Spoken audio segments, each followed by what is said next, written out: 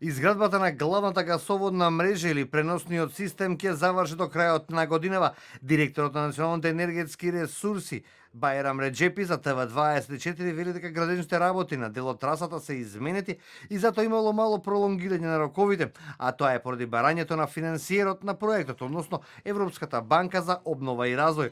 За да се затвори целиот прстен, потребно е да се изградат уште 160 километри гасоводна мрежа, но потоа ќе следува изградба на дополнителни делници кои ќе се приклучат на преносниот систем. Реджепи вели дека дел од гасоводната мрежа функционира и денеска.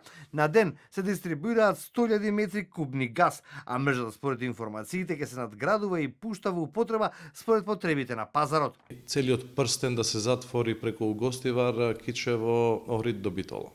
Како километри, колку треба да се доградат? Ако 270 се изградени? Уште околу 160 километри треба да се затвори целиот прстен, но ќе има и други делници. Ќе имаме и нови делници од Свети Николе до Велес, ќе имаме нов интерконектор со Србија, ќе имаме најверојатно ќе продолжи интерконекторот кон Косово, иако има застој во ова, и ќе се градат многу краци и до трговските зони, до влезови на градовите.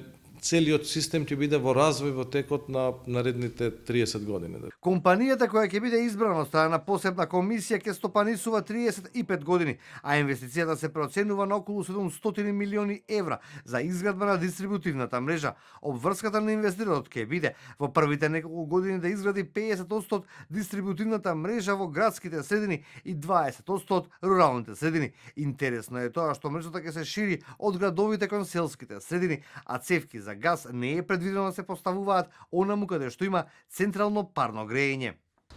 Две турски компании се во игра да го добијат бизнисот за изградба на дистрибутивната мрежа за гасификацијата во земјава, односно од главните цевки да биде поврзано до општините и до крајните потрошувачи или домаќинствата. Во моментов можност за користење на газ има во домовите во Струмица и во Куманово. Исто така, индустриските зони имаат инфраструктура за користење на газ како главен енергенс за компаниите кои се таму сместени. Надвор од зоните во моментов газ користат нешто над 50 поголеми индустриски капацитети.